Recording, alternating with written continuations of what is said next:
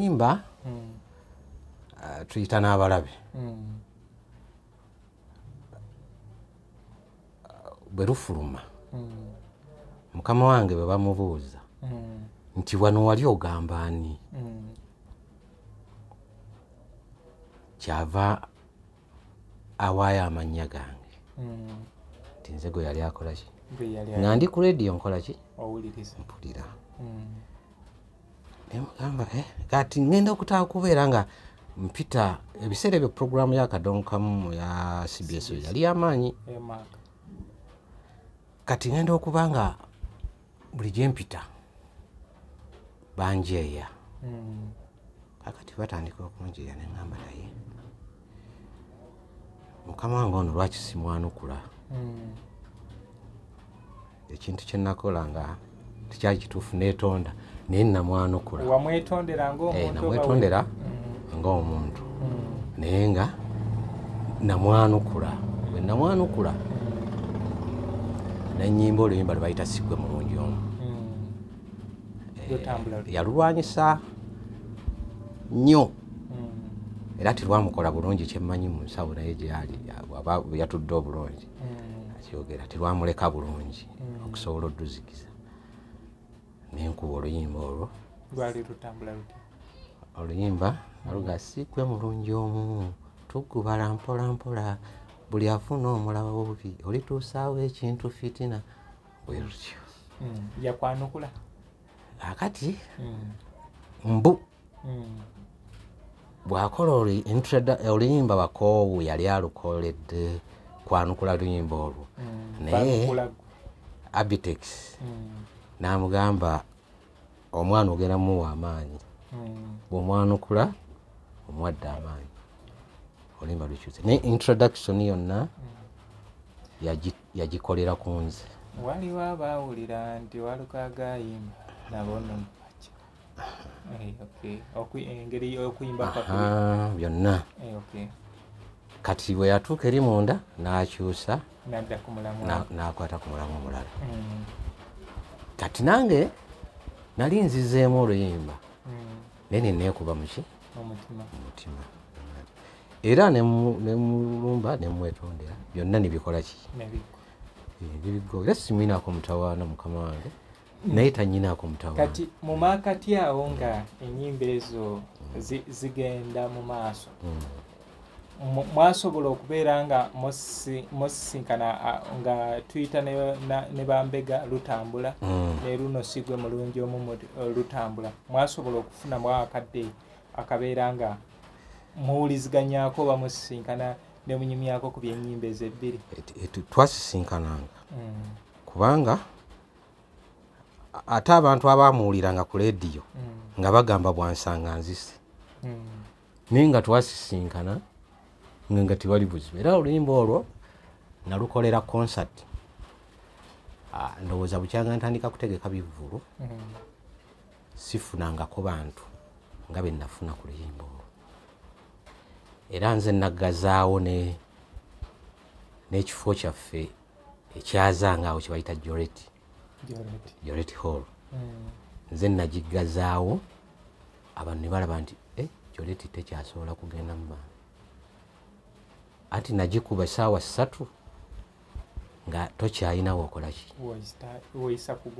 era mukama wange yaŋŋamba genda ku lonki ngenda kujja nnyimba enkakasa abantu nti sirina buzibu era yajja naye teyasobola kutuuka ku stage nga talina waayisa kigere kuba n'omugenyi omukulu yali George Mutabaazi ono yakubanga abantu kibobo twamutegekera entebe naye entebe yaliyo wakati nga teriyo agituddemu naye yabula waayita okugituuka era yatuula wano okumpi n'owajjaazi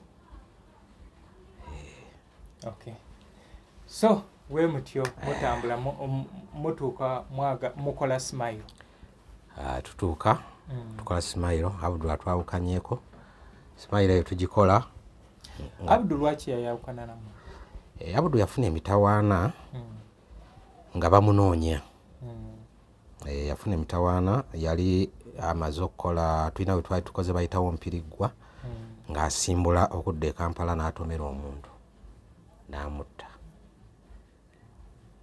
bamutomera mubutanwa omuntu n'afa ate nga musajja mukulu w'amaanyi ku kyalo ayina abaana abakulu kakati kyekya n'asooka yeekwekamu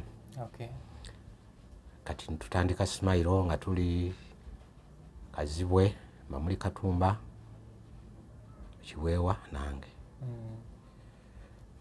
bwe twamala awo Kazibwe n'atuddukako bw'atuddukako kwe kuleeta Kalali nze Kalali tuteekamu tandika okutambula mpola kikaze abeegattako ddi kikaze yajja nga maneja wa Kalali kati tutambula bwe tutambula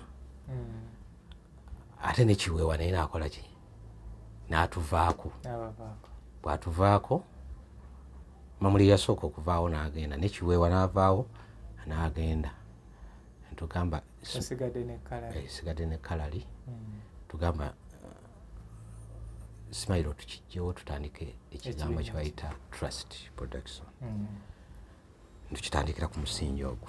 Ama's Closet ffe tukyasinza okutuusaako ebyambalo eby'omulembe okuva China omuli tops, skirt, office pants, legging n'ebirala bingi tusangibwa ku Ham Shopping Grounds Block D mu room 252 ne 099 okumpi n'ekizimbe ekya Jesco Beauty Center opposite Total Business. Olaba Block D wetandikira kati yambuka amadaala edduuka ly'osookerako ku kkono ly'erya Ama's Closet. Tutunda ekimu ekimu n'okusuubuza tukubire ku 0701 93 83 16 oba 0762 89 82 01. Ama's Closet, where fashion meets you.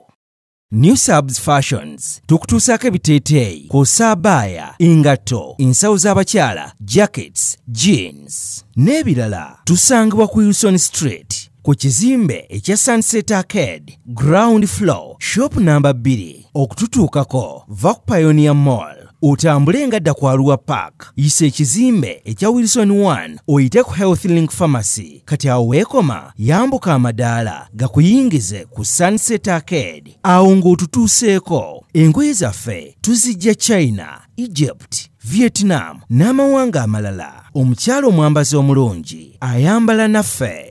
Yino Chikaya College School essomero eryagulidde erinnya mu kusomesa abaana ate ne bayita ssomero lya Dene boarding mix y'abawala n'abalenzi senior 1 paka senior 6 balina library science kone computer labs byonna bijjudde balina arts ne science subjects co-curricular activities kone section y'ebyemikono omuli okusiba enviiri okukanika n'ebirala ebigwa mu kkowe eryo omwana n'ava ku ssomero lino ng'ali self contained kyewuunyisa ensimbi zaabwe ze zijja mu nsawo ya buli muzadde basange Chikaya Bulenga Mitiana Road okumanya ebisingawo noti 757 mukaganya emwemu 57. B is a hotel and bar. Tusangibwa Nsago ku lw'Ennakawuka ku lw'empeereza ennungi tukola essaawa 24. Tulina ebifo ebisulwamu nga biyonjo ebiddaabirizibwa buli kadde ebyemizannyo ng'okulaga omupiira okuzannya pool n'ebirala. Ebbaala ejjudde obulungi emmere ekutuukako mangu paakingi nnungi ate nga security eri gguluggulo. Okubuukinga n'okumanya ebisingawo kuba ku 0790 79 12 04 oba 058 98 77 34. You are not easy when you are not at B Easy Hotel and Bar. Come and experience the ultimate in comfort, entertainment and security with B Easy Hotel and Bar, Nsago, Nakauka Road.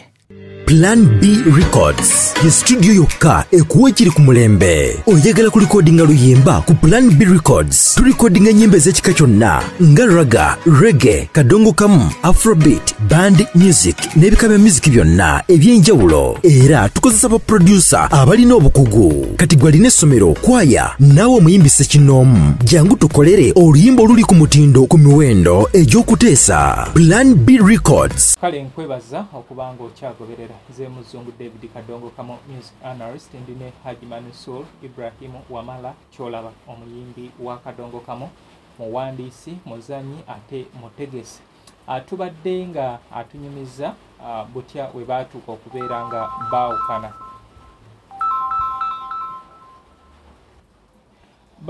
tunyumiza we baatuuka okubeera nga baawukana ne mukama we omusajja eyamujja mu kyalo Mathias Mulumba Walukaga Duka Ekibabu.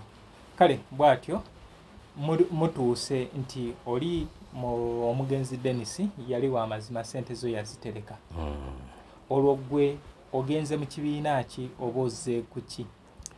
Kati mbadde kugamba wali kiweewa bw'afuna ennaku ennya. Yes sir. Nzikwata nziteekamu amaanyi mangi.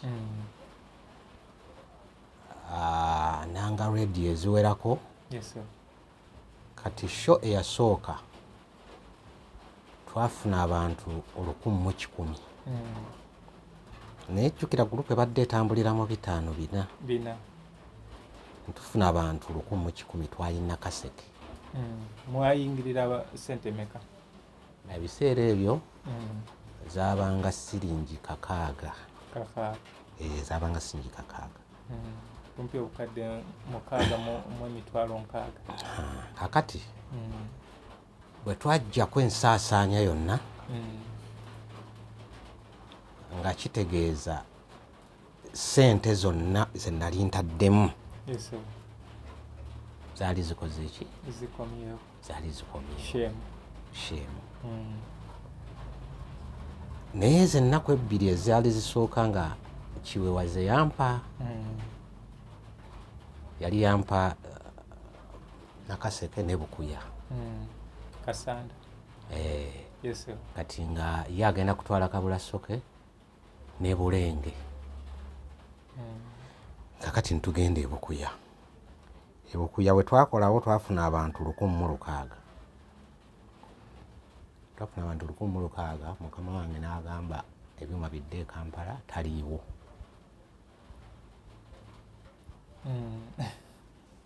N'agamba ebyuma bikole ki? Bidde Kampala taliiwo. Ne ngamba kiweewa tukoze tutya? Ng'ebyuma birina okuddawa e Kampala. Kati mwalimu ebyuma ebimu nga bya Ronald Kabina.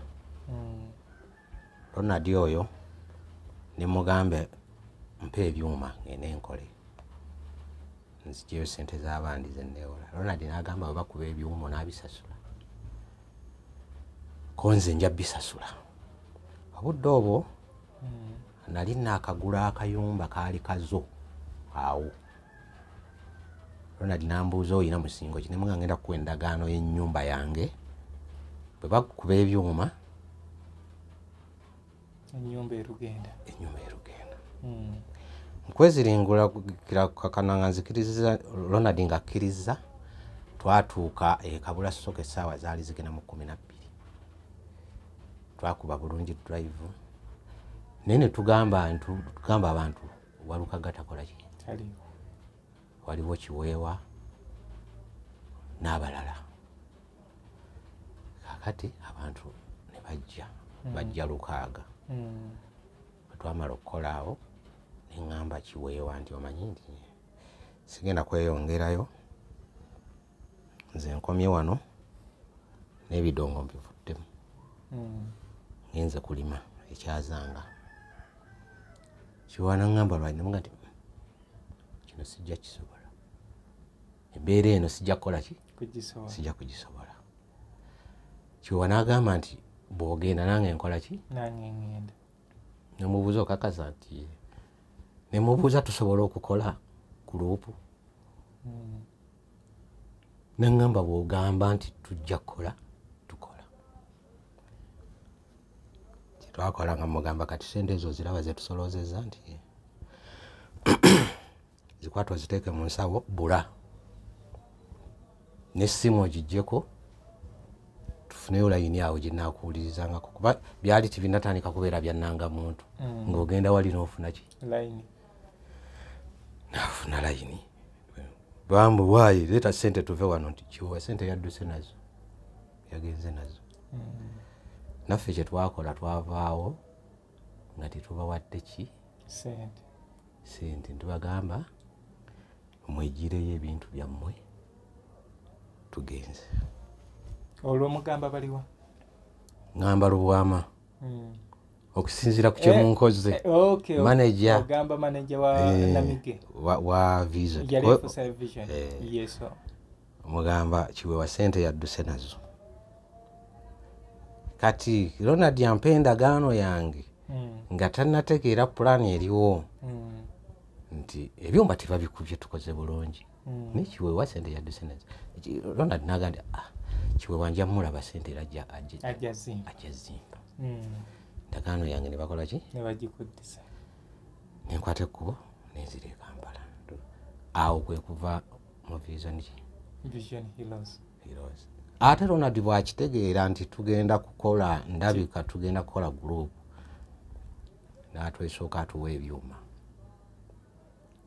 kubanga yalabyeko kye mwakoze kuba yalina ebyuma bya mirundi mingi eno wawalukaga waayo ebyuma ate naffe abavudde wawalukaga ayagala atukole ki abasajja bano abaagulanga ennyimba we batye batondangawo ebibiina kubanga ebibiina ebyo byowulira ebyamerukanga bano abaagulanga ennyimba nga gwe Ibra ojja nga nkugamba oli wawalukaga naye tosobola akolayo kibiina nti nsobola nga nkwata ebyuma nkola ki mbikuwa ogenda otandikawo ekibiina kweyiya Gita Singers ng'ofuna banno olwo nze nfunye maketi kubanga gwe nekweyiya Gita Singers mugenda kujjawa wange gye mugenda otunda ennyimba zammwe kati yoyo Seruganda ekintu kye yakola eri agabayo neno agabayo era ndeeta ekirowoozo ekiga nti tusisinkane n'Abudu oyo twogere naye Abudu Mulaasi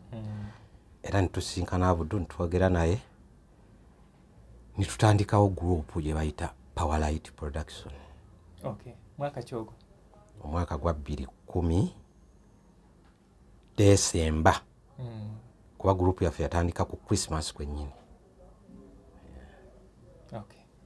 mutandikirawa twatandikira Kiwoko Kiwoko nsinga ategeera bujubya Kiwoko gye twakuba Christmas mwali nani olwo muli Powerlight muli nani nga abanene abatuleetera ssente waggulu waaliyo Abudu Mulaasi ne Kiweewa kakati twali tutandise nga naffe abantu batandise tutegeeramuko nze ne Steven Sekiganda Kagezimu nnyo kuba oluyimba olwo lwatutunda nze ndoza kwe kutandika no kulaba nga abantu kuba nali nkoledde ebbanga naye nga bw'otuuka mu kitundu teri ayinza gamba nti gundi wuuyo naye olwo ntandika abantu ga nti ye gundi olwo ntandiikiriza ekintu ekyo nga mulimu Bakabanda Ronald Sofia Nagawa omukyala yayimba Girasa Etangaala Aida Nakawoya Kizito Zaavuga n'abalala ntwongeramu ne Chris Evans nga ayina ndi kusasula ki ebiseera ebyo so we mutyo twatandika Powerlight ate mu Powerlight mwe mwava Smile kati olwo zino ennyimba zitandika ddi ziriwa nti waliwo abaawulira nti oluyimba tuyita n'abalabe bwe lufuluma mukama wange bwe bamubuuza nti wano wali ogamba ani kyava awaayo amannya gange nti nze gwe yali akola ki nga ndi ku rediyo nkola ki mpulira nemugamba kati ngenda okutaka kubeera nga mpita ebiseera ebyo programu yakadonkamu ya CBS yali amaanyi kati ngenda okuba nga buli gye mpita banjeeya kakati batandika okunjeeya neŋŋamba naye mukama wange ono lwaki simwanukula ekintu kye nakola nga tekyali kituufu neetonda naye namwanukula namwetondera ng'omuntu naye nga namwanukula bwe namwanukula nenyimba oluyimba lwebayita sigwe mulungi omu yalulwanyisa nnyo era tilwamukola bulungi kyemmanyi mu nsawo naye gyali yatudde obulungi akyogera tilwamuleka bulungi okusobola odduzikiza nenkuba oluyimba olwo lwali lutambula luti oluyimba aluga sigwe mulungi omu tugubala mpola mpola buli afuna omulaba obubi olituusaawo ekintu fitina bwe lutyo yakwanukula akati mbu bwakola oluyimba bakoowu yali alukoledde kwanukula luyimba olwo naye Abitex n'amugamba omwana ogenda muwa amaanyi bw'omwanukula omwadde amaanyi oluyimba lukyuse naye introduction yonna yagikolera ku nze waliwo abaawulira nti walukagayimba nabo nomupaca engeri okuyimba byonna kati bwe yatuuka eri munda n'akyusa n'akwata ku mulamu omulala kati nange nali nzizeemu oluyimba naye neneekuba muki omutima era nemulumba nemwetondera byonna nebikola ki nebigo era simwinaako mutawaana mukama wange naye tanyinaako mutawaana kati mu maakati awo nga enyimba ezo zigenda mu maaso mwasobola okubeera nga musisinkana nga tuyita ne bambega lutambula ne luno sigwe mulungi omu lutambula mwasobola okufunamu akadde akabeera nga muwuliziganyako oba musisinkana ne munyumyako ku byenyimba ezo ebbiri twasisinkananga kubanga ate abantu abamuwuliranga ku leediyo nga bagamba bwansanga nzise naye nga twasisinkana nga tewali buzibu era oluyimba olwo nalukolera concert ndowooza bukyanga ntandika kutegeka bivvulu sifunangako bantu nga be nafuna ku luyimba olwo era nze naggazaawo n'ekifo kyaffe ekyazanga awo kyebayita Joreti Hall nze nagiggazaawo abantu ne balaba nti Joreti tekyasobola kugenda mu maaso ati nagikuba essaawa 3 nga tokyayinawo okolaki era mukama wange yaŋŋamba genda ku lonki ngenda kujja nnyimbe nkakasa abantu nti sirina buzibu era yajja naye teyasobola kutuuka ku stage nga talina waayisa kikere kuba n'omugenyi omukulu yali George Mutabaazi ono yakubanga abantu kibobo twamutegekera entebe naye entebe yaliyo wakati nga teriyo magituddemu naye yabula waayita okugituuka era yatuula wano okumpi n'owajjaazi so we mutyo mutambula mutuuka mukola smile tutuuka tukola smile Abdul atwawukanyeeko smile eyo tugikola Abdul lwaki yayawukana namu Abdul yafuna emitawaana nga bamunoonya yafuna emitawaana yali amaze okukola tulina we twali tukoze bayitawo mpiriggwa ng'asimbula okudda e Kampala n'atomera omuntu n'amutta yamutomera mu butanwa omuntu n'afa ate nga musajja mukulu w'amaanyi ku kyalo ayina abaana abakulu kaakati kyekya n'asooka yeekwekamu kati tutandika smile nga tuli Kazibwe Mamuli Katumba Kiweewa nange bwe twamala awo Kazibwe n'atuddukako bw'atuddukako kwe kuleeta Kalali nze Kalali tuteekamu tandika okutambula mpola kikaze abeegattako ddi kikaze yajjanga maneja wa Kalali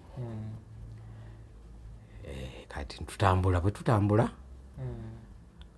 ate ne Kiweewa naye n'akola ki n'atuvaako bw'atuvaako Mamuli yasooka okuvaawo n'agenda ne Kiweewa n'avaawo n'agenda tugamba esigadde ne Kalali tugamba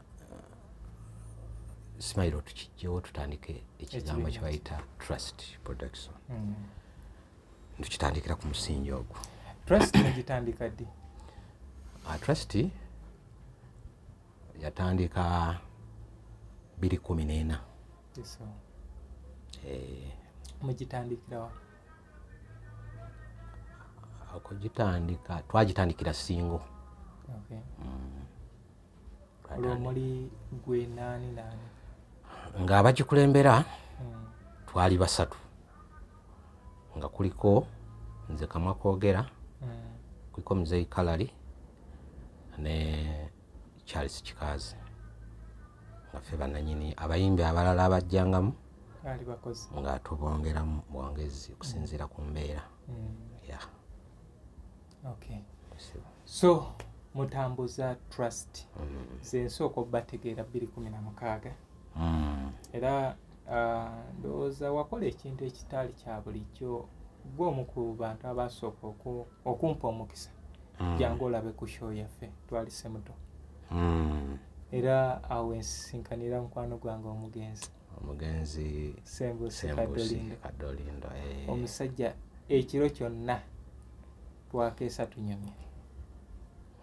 Yali musajja munyumya nsinkanya abanyumya mu kisaawe kino ekyakadongo kamu naye Sembusi Kadolindo yali musajja wanjawulo nga anyumya emboozi.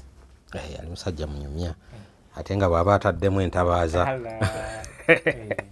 entabaaza wakadde. Nzijjukira akayimba kafaako ke yatukubirangaako. Anyway, bwebwe obulamu bw'ensi. Bwebwe obulamu bw'ensi bwe tuyitamu Sembusi n'abalala abatugenzeeko. Kama Katonda balamuze kisa. Naffe lwe lugendo lwakuba njawulo nti saawa etannatuuka. Tetumanyi tuli baddi naye nga omanyi Katonda alina ebintu bye yeerekereza ng'akola. Tomanyi kuzaalibwako, tomanyi byogenda kola. Ffe tubeera ne plan, tomanyi eby'omu lunaku ebigenda otuuka oba tolina ky'omanyi naye ky'omanyi kiri ekyo nti olina okufa. Era y'ensonga lwaki otuuka ewaka ogamba Mukama Katonda we bali kunkomyawo nga ndi mulamu. We bukya Mukama ne weebaza Mukama Katonda okuyisa mu kiro. Kale bwe tutyo tukyali ne Haji Manisul Ibrahim Wamala Kyolaba Trust Productions abeesigwa. So mukoze trust mutandise okubeera nga mu performinga. Trust ekyaliwo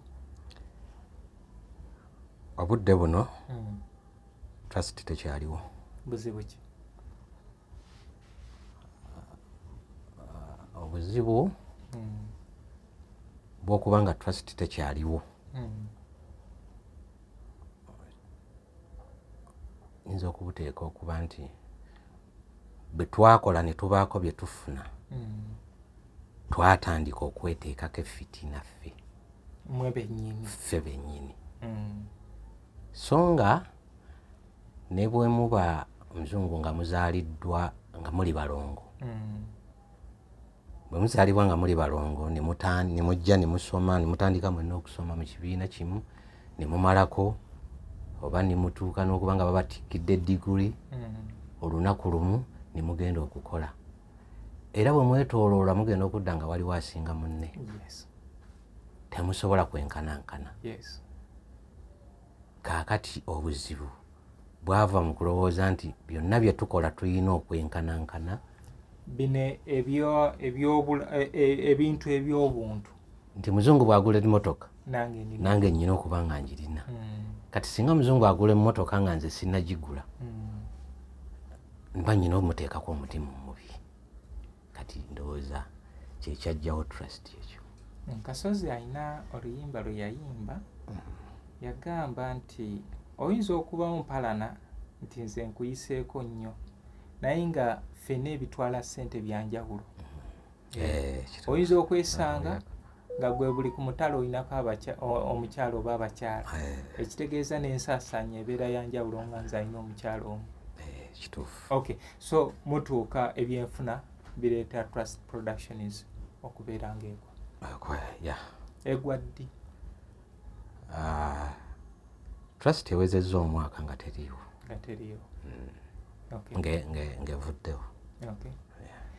Mulinawo enteekateeka, olinawo enteekateeka kubanga kino ndina kibuuza, olinawo enteekateeka nti osobola otukolerayo muyinza okukolayo ekintu ekirala n'abantu abalala oba ebya music tugambe nti ebyo wabita?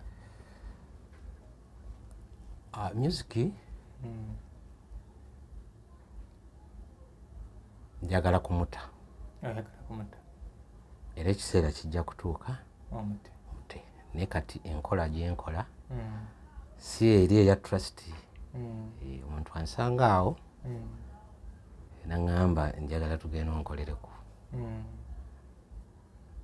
nti oluddawa nti wano bwe wati ne bwe wati onampa mmeka nti bwezi neŋŋenda nenkola nenzira ku mirimu gyange kubanga nze nakunnyonnyodde nti mu kutandika nali musajja musuubuzi. Okujja mu bidongo nava mu busuubuzi kaakati era bwe nava mu ndongo nadda mu busuubuzi. Nze siina mulimu gwe siyinza kukola singa guvaamu ki? Guvaamu ssente. Nga gukkirizibwa okola. Nga waliwo ezivaamu ssente naye nga tezikola ki? Nga tegikkirizibwa. Kituufu. Guba nga gukkirizibwa nga gulimu akasente siina mulimu gwe sikola ki? Sikola. Kakati ate naguno omulimu gwaffe ogw'okuyimba nkyagukola naye nga kitono. Kati bakupangisa oli akutegeka n'agamba jangu onjirireko. Jangu onkolereko wano neŋŋenda nenkola nenzira ku mirimu gyange. Emizannyo gyaffe nga mwatukola bubi. Waliwo akayimba akaga nti kyetukozeeko kimala. Kyetwakolako kimala. Twakikola. Abanyumirwa banyumirwa, abatanyumirwa tebakola ki? Tebanyumirwa. Naye nga sisobola kudda ku mpewo nga wano neneevuma mulimu gwa kuyimba kubanga buli kyolaba kyalina akijje mu ndongo. Ndi musajja ow'obuvunaanyizibwa. Nange ntera nnyo kigamba abantu nti emikwano gye nnina gya kadongo kamu, abalabe be nnina ba kadongo kamu, era seevuma kadongo kamu.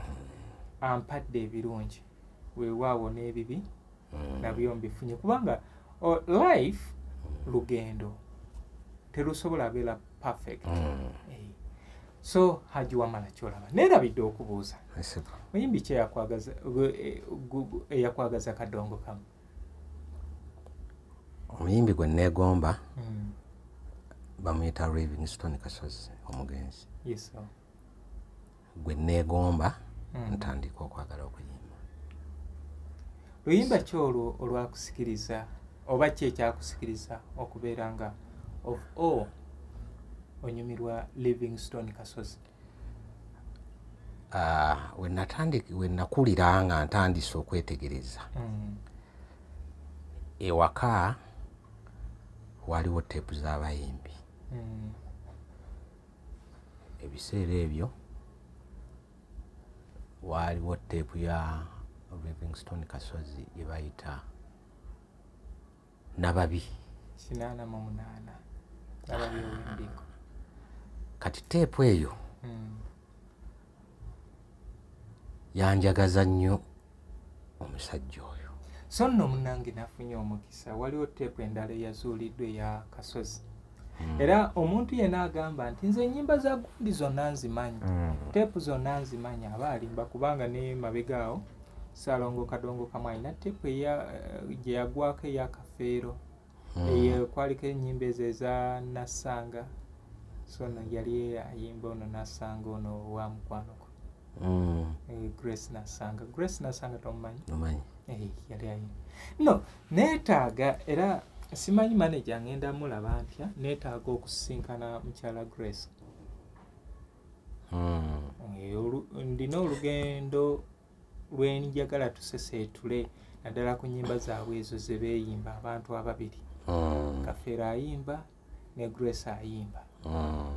Njagala kulaba gwaggwa gutya naye nga sofa channel eno weeri nga fe buli omu tumwaniriza ajje kubanga olaba social media ensangi zino kati yekutte okutuuka okufuna omukisa nti bakuteeke ku TV kiyinza okutwalira obudde n'ensawo okubeera nga kiyinza obutaba kyangu ate n'abantu waliwo ebintu bye bagenda kati bajjako obudde edda oluyimba bw'otaalukubanga ku leediyo abantu tebasaadde otegeera naye essaawa eno gwe kennyini nannyini luyimba osobola oddukwata n'oluteeka ku leediyo naawe n'obula obudde obuluwulira naye ng'ate kikkakataku okuluwulira ne bagga nti oluyimba baalukubye naye nga tewaluwulidde kati saasira bwe genda okusanga nga talwetegese kakati abantu ebibabuzaabuza bingi ate nno n'ekirala mainstream TV ne radio nti ogenda muteekayo sente empitirivu era kati gwe kimanyi okimanyi media stations sente zizakutwalako okubeera ng'oteekayo ennyimba z'okuba nga zikubwa naye obudde buno okyasobola okuddayo noalocatinga nti olunaku gyendi bakuba oluyimba lwange naye songa w'okwata oluyimba n'oluwa Muzungu David nti lunteere ku channel ogenda oteeke mu buteesi bakuleetera oluyimba olwo ate zino social media zisigala zirecommendinga ebintu ebyo nti oluyimba lugenda kubeera ku channel y'omuntu okumala emyaka channel gyekuze tulina ebintu byetusanga ku YouTube naye nga byateekebwayo emyaka 10 emabega kati TikTok weeri Facebook weeri n'emikutu emirala so ndowooza abayimbi kano keekadde okubeera nga mukyuka mutambule n'ensinga bwekolaki bwetambula era ndowooza kuba abantu abasinga kati nsanga abantu bangi nnyo nga baŋŋamba kiki nga tokyafulumya nyimba naye nze bw'oyogera ku kufulumya oluyimba ku nkola gye twakolerako buli lw'oyogera ku kufulumya oluyimba n'omutima gugira nti olaba omulabi kubanga ndi musajja akuze nina obuvunaanyizibwa obuntwala ng'omuntu naye kitegeeza okufulumya oluyimba ku nkola yaffe eri kitegeeza kuba nga tolina kubeera na ssente mu nsawo nze lumu natambulako ne mukama wange oyo walugaga yali ataddeyo oluyimba baluyita Miss World twali Masaka eyo nga gye tuva ng'alina Shema tuggaawo matuggasanga naye twasanga omusajja n'agula sho n'amuwa $2,2 ekaliisizaawo netujja nentambula naye twalyako buli mmere ku ssente ezo twagenda okuddayo nga n'amafuta tegatutuusa naye nga zonna zigenze kuba presenters ba leediyo oba kitegedde ekitegeeza nti ekintu kufulumya nnyimba ne bw'oba ozirina kati kino ne bw'oba ennyimba okyazirina empya kuba abantu balowooza nti omuntu obutafulumya bw'aba takyayina nnyimba ennyimba bazirina era n'otuuka ku muzeeyi Ssebatta oyo ennyimba azirina naye azifulumize mu mbeera ki era ssente zigendamu azigyeyo atya oba kitegedde kakati embeera era kyova olaba nti gavumenti eno yandituyambye nereeta etteeka lya copyright neriteeka mu nkola netusobola okuba ng'abantu abalinako betwakola ebyatambula nga nalabyeko olunaku lw'eggulo Kenzo yalaze nti etteeka yalimaliriza era nendaba ne ku Facebook page gavumenti ya Uganda ng'eraga nti etteeka yali approvinze nga balaga nti wetulaga aba mainstream radio ne TV balina okubeera nga basasulira bananyini bintu ebyo ebiyiiye bye bakozesa nga n'ekirala zino bbaala ebifo ebisanyukirwamu okubeera nga bikozesa oluyimba lw'omuntu ng'olina okubeera ng'osasula kati bano bankoze bulango ba TV biki bano ba bya mizannyo nga oluyimba luyitamu eri ng'alina okube kasita yenna abeera akikola nga ku economic purpose nti alina kyakifunamu bano abazi libraries nga balina kye balina okubeera nga bakola ki bazzaayo. Naye ekibuuzo kiri media stations zonna tuzimanyi ezisinga zaba NRM. Kakati copyright yaliwo yalagawa simanyi kubanga abantu bangi bwabeera mu bifo by'obukulembeze ebigambo bingi byasobola okwogera nga biguumaaza abakulemberwa naye ng'ekituufu kiri nti batutaase kubanga eriyo abantu nga takyasobola kwongerako ku byeyakola naye ng'obulamu bwe bwonna abutambuliza mu ki kubanga ne bwabakenza akimanyi nti ekintu kufulumya kati luyimba luteeke mu bantu kiri expensive ate tekikyalina makulu sente z'oteekamu lusobole okugenda naye nga n'ebivulu byennyini byayingirwamu ekizibu ky'ebyobufuzi okukola ekivulu n'obanga zizza omusango n'ofuna ebbaluwa okuva enaggulu ebbaluwa n'ogireeta olina ogitwala ewa RPC olina ogikoonamu awona n'ogiyisaawo olina ogitwala ewa DPC olina ogitwala kwegamba wonna enseke zigenda zikola ki ogenda okutuuka ku gundi ku show nga tokyategeera nakyakukola katonda kyava aleeta ekire ky'enkuba naye noyona gye wayise wazze okola ki wazze bakukunyuula bakumanya kakati ebyo byonna simanyi obukulembeze bwaffe oba bubiraba oba butudde butuuzi mu ntebe ffe tukulembera bayimbi kyokka naye nga bandibadde bafaayo nnyo okulowooza ku muntu naddala bayimbi abazze nga bakyaliwo kati nga tunuulira mukadde waffe Muzeeyi Kakomirizi si kyangu kyakumusanga ng'aga nti ayongereko ki oluyimba naye ayina bye yakola era nga gyebiri bikola bitambula naye nga takyasobola kubifunamu ababifunamu balala kati nze banyumiza akantu ketwakola omumwa guli sayidi eri nga waliwo abantu abaakalyamu ssente empitirivu so tugenda kubeera nga tufunzafunza gwe enanyini kukola kiyiiye nti tosobola kukifunamu ne bwogenda mu library okukisala olina kusooka kusasula kakati nolanogane kati tusooke tugire wano enkola y'emu ne Muzungu David ng'otuuse ewe era naye gwe kyolaba ng'oze nga gwaluyimba sijja kwogera ku Muzungu David olw'ensonga nti kati nze ku saidi yange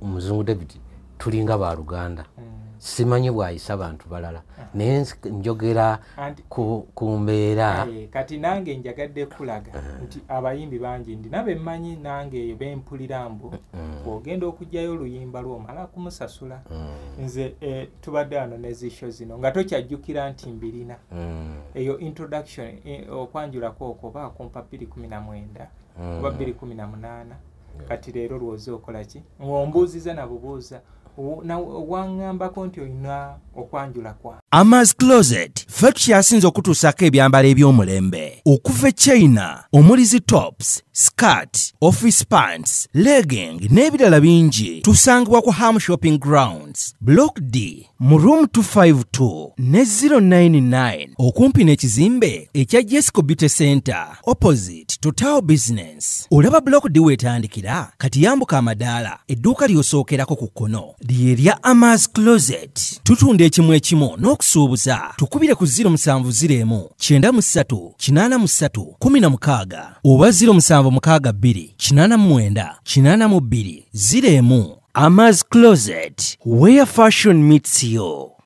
New Subs Fashions tukutuusaako ebiteeteeyi kw'ossa abaya, engatto, ensawo z'abakyala, jackets, jeans n'ebirala. Tusangibwa ku Wilson Street ku kizimbe ekya Sunset Arcade ground floor shop number 2. Okututuukako va ku Pioneer Mall, otambule ngadda ku Arua Park, yisa ekizimbe ekya Wilson 1 oyite ku Health Link Pharmacy. Kati awo weekoma yambuka amadaala gakuyingize ku Sunset Arcade, awo ng'otutuuseeko. Engoye zaffe tuzijja China, Egypt, Vietnam n'amawanga amalala. Omukyala omwambazi omulungi ayambala naffe.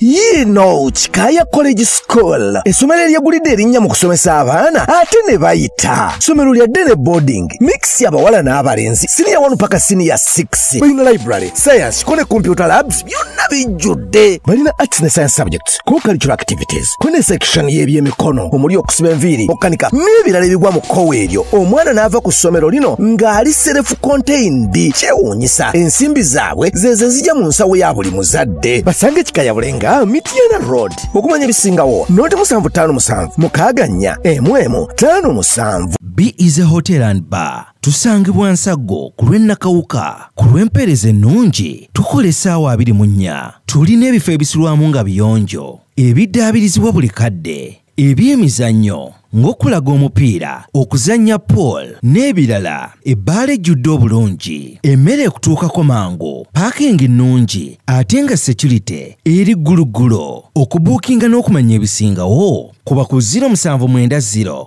79 12 04 oba 058 98 77 34. You are not easy when you are not at Be Easy Hotel and Bar. Come and experience the ultimate in comfort, entertainment and security with Be Easy Hotel and Bar, Nsago, Nakauka Road. Plan B Records ye studio yokka ekuwa ekiri ku mulembe. Oyagala ku recordinga luyimba ku Plan B Records. Tu recordinga nyimbe z'ekika kyonna nga raga, reggae, kadongo kamu, afrobeat, band music n'ebika bya music byonna eby'enjawulo. Era tukozesa ba producer abalina obukugu. Kati gwalina essomero, kwaya, naawe omuyimbise kinoomu. Jangu tukolere oluyimba oluli ku mutindo ku miwendo egy'okuteesa. Plan B Records.